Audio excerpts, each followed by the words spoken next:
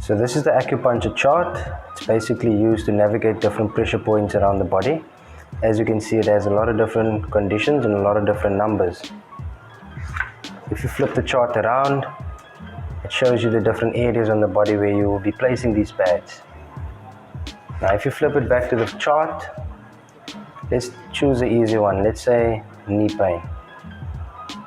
If you do suffer with a little bit of discomfort in the knee, or maybe a bit of stiffness, or perhaps a chronic condition, you can look at the numbers. Let's take, for example, number 20.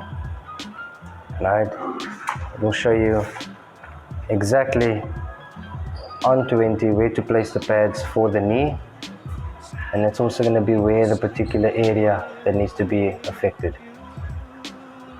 Alright?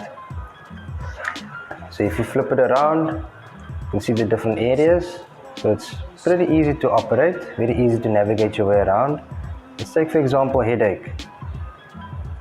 You find a number like 88.